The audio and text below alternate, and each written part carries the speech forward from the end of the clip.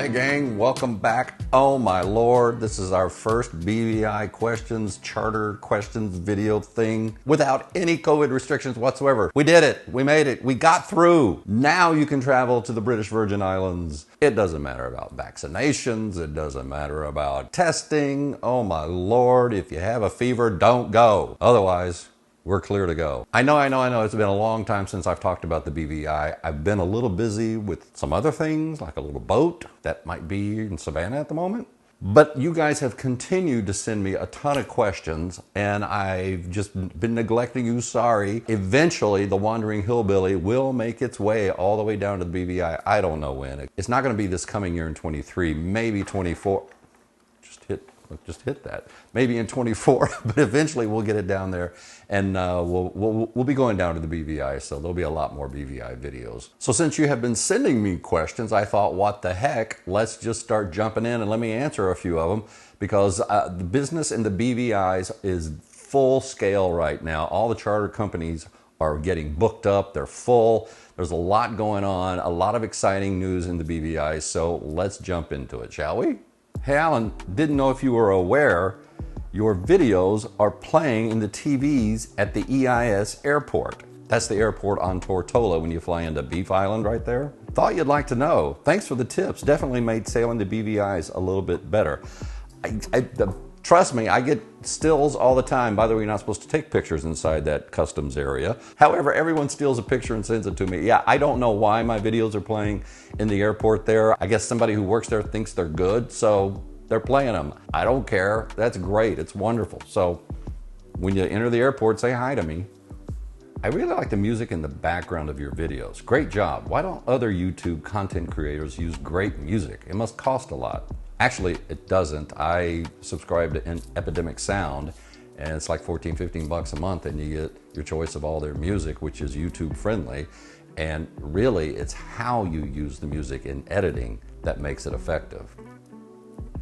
Okay, here we go. Just realized Marina Cay is no longer a thing.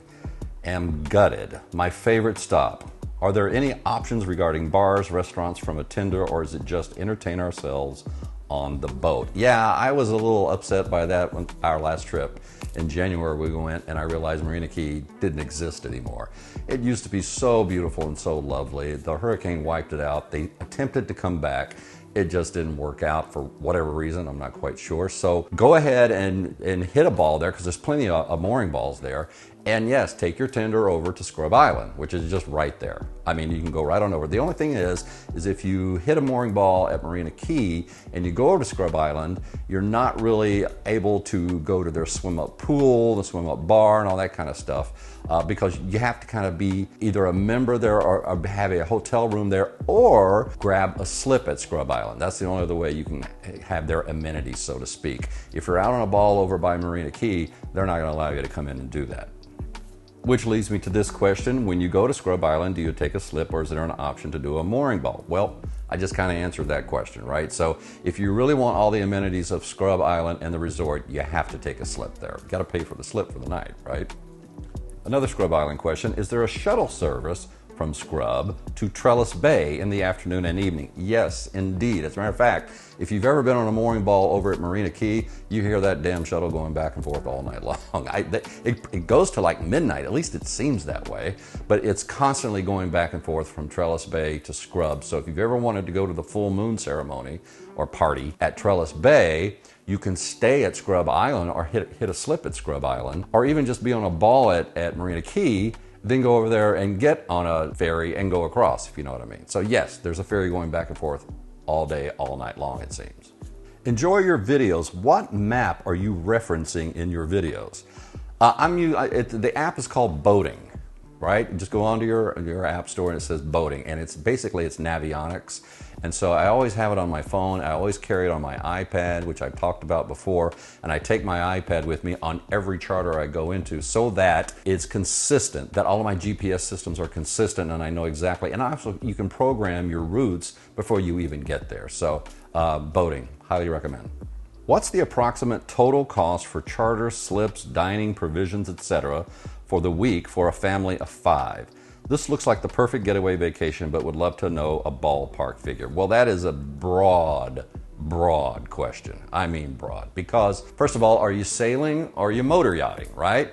Because if you're sailing, it's going to be half price, if not less. I mean, you can get a sailboat for $3,000, $4,000, $5,000 for 7 days for 5 people. If you're going to go up to a kilo 48 or a kilo 44 or moorings 43 power cats, then you're going to get up into the $12,000 to $14,000 to $15,000 for a week for 5 people. So it can vary greatly. It also depends on, are you going to eat on board? Are you going to provision and just eat your breakfast, eat all your food on board? Or are you going to go to a restaurant every night? Are you going to go to a restaurant during the day? Are you going to have all your drinks on board? Or are you going to go to the bars? Look, it goes on and on and on and on and on. I will tell you, and I only have experience in motoring, right? I don't sail, I'm not a sailor. I will tell you, my charters have been anywhere from $15,000 upwards to $27,000. And that just depends on, again, all these factors that I just poured into you. So you just have to start at the price of the boat and go up from there. And I would say that provisioning is going to cost you around $500 to $1,000, something like that, if there's going to be 4 or 5 people. Again, it depends on how much you're going to eat on the boat. And prices of restaurants are pretty reasonable. I don't find them to be overpriced, but they're also not cheap. So, right? So they're kind of right in the middle. I don't feel like I've been gouged when I go to any of these really nice restaurants or any of the beach restaurants. I mean, what happens is I'm always just a little shocked at the alcohol bill, for obvious reasons. But anyway, other than that, that is a moving target as far as what it would cost. But I hope those are some ballpark figures that you can start with. Here's a couple of hurricane questions. Have you ever had a boat there during hurricanes, and is there a place to hide? No, it's a hurricane. Hide? Where are you going to hide? You just sprout some wings and go fly up in a circle. My wife, here's the other question. My wife and I are looking to book a charter for a week in late October. I know this is not technically out of the hurricane season. Would appreciate any thoughts on the matter. Well, look, here's what I always say, people go ahead and book it during hurricane season, right? Because a hurricane is kind of obvious, like you know if it's coming, right? You see it forming 2 weeks out at least. So just go ahead and book it. It's cheaper, by the way, during that time.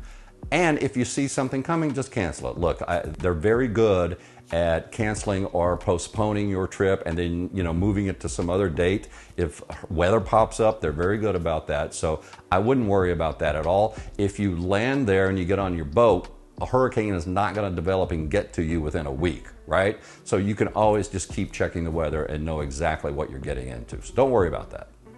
Would love some advice in ferries from St. Thomas to Tortola. Which ferry is closest to the St. Thomas airport, or do they all leave from the same place? Thank you. Well, there's 2 or 3 ferry systems. I looked on all the websites this morning, and they're still not back to full service.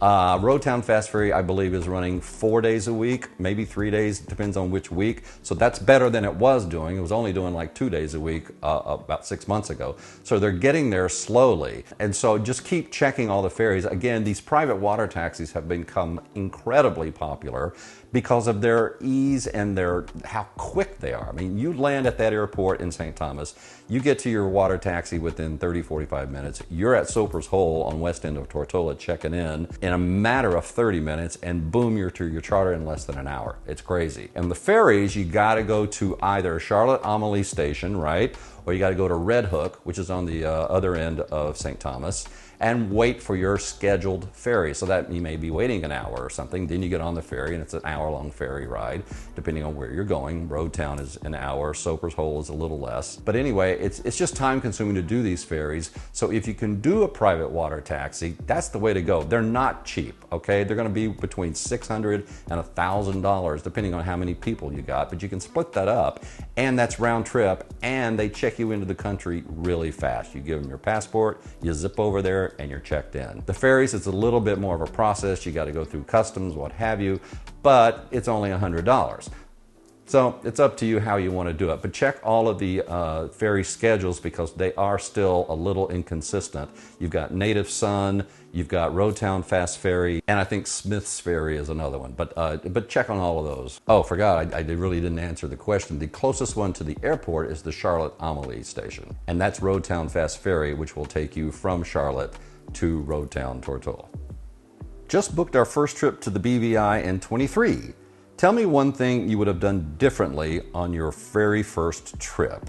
We're so excited. Well, I'm excited for you. That's a really great question. It's a really interesting question. The one thing that pops in my head is I wouldn't have provisioned so much food. The thing is you think, all right, I'm going to save a little bit of money by having breakfast, lunch on board, then we'll just do dinner, maybe 3 of the 7 nights, and we'll eat on board. What happens is you get caught up in the amazingness of the BVI and in the amazingness of all these beach restaurants everywhere and all these restaurants you keep hearing about. And so you just end up going to lunch and dinner everywhere because you want to experience it. And so what happens is you get back and all of a sudden you've got all this food and you're like giving the food away to anybody who works at the dock anywhere, or whoever charters the boat next, they can have my food. Way too much food. So don't provision too much. Look, it's okay if you don't provision enough. There's plenty of food to get everywhere you go. So that's the number one thing I changed and have never ordered that much food ever again. Would it be worth hauling from Jost Van Dyke to Leverrick in one day in order to substitute Oil Nut Bay for Scrub Island as a wives' resort day? I think it's a great idea. It's not that much further, really. I mean, if you're going from Jost Van Dyke to Scrub, from Scrub to Leverrick is only another 30, 45 minutes maybe. Again, all these islands are so close together. The only island that's not close is Anegada, and you got to go way out there, but it's not that far. It's only a little over an hour by powerboat. By sailing, I'm not quite sure. But absolutely, and Oil Nut Bay has become a favorite of a lot of people. I have never been there. I'm actually kicking myself that I didn't go there the last time we went, but it's right on the other side of Virgin Gorda, so no big deal. So yeah, go ahead and do it. I think it's a great idea. Okay, that's it. Look, I just love answering these questions. It's been so great that you guys have continued to ask me these questions about the BVI, even though I haven't really been paying attention to it, been paying attention to other things. Update for us, we're headed back to Savannah this weekend. We're gonna be there for a couple of weeks. We're gonna zip up to Charleston and back. My kids are coming. Very excited about that. Some of our friends are coming. It's gonna be a great trip, hopefully without any engine problems this time. Thank you again for watching. Please subscribe, hit that subscribe button and follow our adventures. We're having a great time. Soon we're gonna have a website up and merchandise. Woohoo! See ya.